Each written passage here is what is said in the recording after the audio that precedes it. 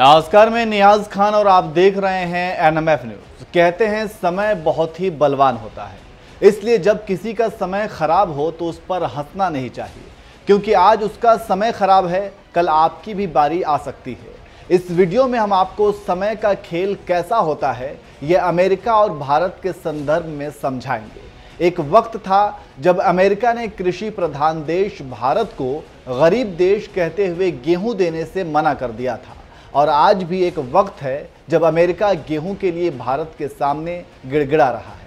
America आखिर भारत के सामने गेहूं के लिए क्यों गिड़गिड़ा रहा है, इस बारे में आपको बताएंगे, लेकिन उससे पहले चलिए आपको इतिहास का सैर कराते हैं ताकि आप समय के चक्र को अच्छी तरह से समझ सकें।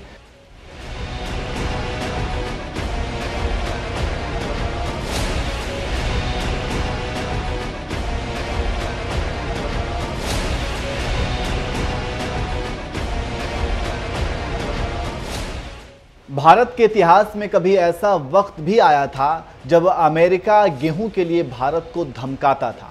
तब भारत गेहूं के लिए अमेरिका पर निर्भर हुआ करता था। पाकिस्तान के साथ 1965 की लड़ाई के समय अमेरिका ने भारत को गेहूं ना देने की धमकी दी थी।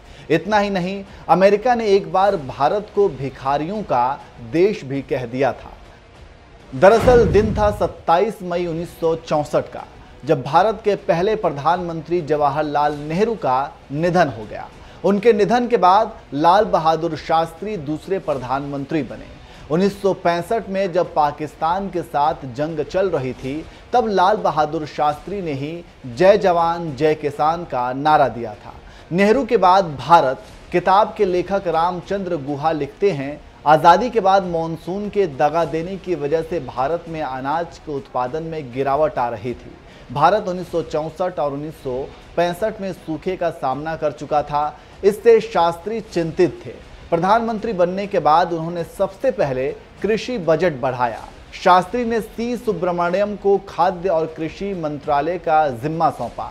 सुब्रमण्यम कृषि सुधार के काम में जुट गए। उन्नत किस्म के बीजों के उत्पादन के लिए भारतीय बीज निगम की स्थापना की। फिर भी जब तक देश खाद्यान्न उत्पादों में सक्षम नहीं हो जाता, तब तक उसे खाद्य सुरक्षा की गारंटी करना जरूरी था। इसके लिए सुब्रमण्यम ने अमेरिका का दौरा किया।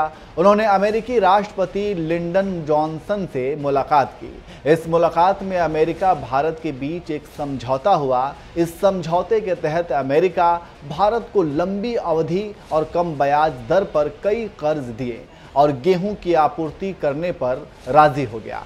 अमेरिका से गेहूं मिलने से भारत को खाद्यान्न समस्या से तत्काल राहत मिली।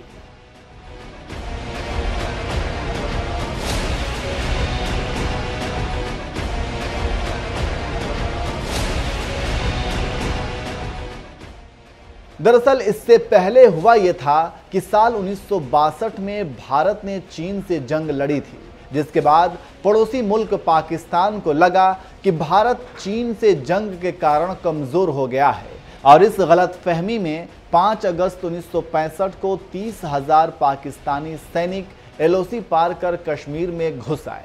हालांकि पाकिस्तान की ये सबसे बड़ी भूल थी, क्योंकि भारतीय सैन्य वीरों ने पाकिस्तान को करारा जवाब दिया। यहां तक कि हिंदुस्तानी फौज लाहौर तक घुस गई। हालांकि भारत ने साफ कर दिया था कि उसका मकसद लाहौर पर कब्जा करना नहीं है, बल्कि पाकिस्तान की गलतफहमी को दूर करना है। इसी बीच अमेरिकी राष्ट्रपति लिंडन जॉनसन ने भारत को धमकी दी। उन्होंने भारत को धमकाते हुए कहा कि अगर युद्ध नहीं रोका तो गेहूं की आपूर्ति रोक दी जाएगी। तत्कालीन प्रधानमंत्री लाल बहादुर शास्त्री बड़े ही गैरतमंद और स्वाभिमानी थे। उनको ये बात चुभ गई। उन्होंने अमेरिका की धमकी को नकार दिया। 1965 में दशहरे के दिन रामलीला मैदान में शास्त्री ने रैली की। इसी रैली में जय जवान जय किसान का नारा दिया। इस रैली में शास्त्री ने देशवासियों से अपील की कि वे हफ्ते में एक वक्त का खाना खाना छोड़ दें। उन्होंने खुद भी एक वक्त का खाना खाना छोड़ दिया। शास्त्री की अपील का असर ये हुआ कि करोड़ों हिंदुस्तानियों ने हफ्ते में एक वक्त का खाना छोड़ दिया। तो ये उस जमाने की बात है जब अमेरिका भारत की मजबूरी पर चढ़ गया था और गेहूं निर्यात न करने को लेकर धमकी दे डाली थी। लेकिन वक्त बदला और हालात बदल गए। भारत को भिखारी कहने वाला अमेरिका आज खुद घुटने के बल आकर भारत से गेहूं की भीख मांग रहा है, क्योंकि भारत ने गेहूं के निर्यात पर रोक लगा दी है, जिसके बाद कई देशों की सरकारों की चिंता बढ़ गई है।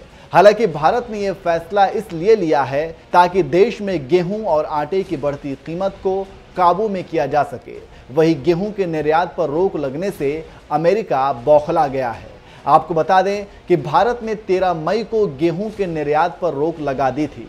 भारत ने ये रोक ऐसे समय लगाई है जब रूस यूक्रेन जंग की वजह से दुनिया भर में गेहूं की सप्लाई पर असर पड़ा है। भारत दुनिया के उन देशों में शामिल है जो गेहूं का सबसे ज़्यादा निर्यात करते हैं। गेहूं का सबसे ज़्यादा उत्पादन भी चीन के बाद भारत में ही होता है। 2021 से 22 में भारत में 1113 लाख टन गेहूं का उत्पादन हुआ है। तो इस तरह से आप समझ सकते हैं कि अमेरिका को भारत ने कैसे करारा जवाब दिया है और अमेरिका इससे क्यों बौखलाया हुआ है। इस खबर पर आप क्या कहेंगे, कमेंट करके ज़रूर बताएं।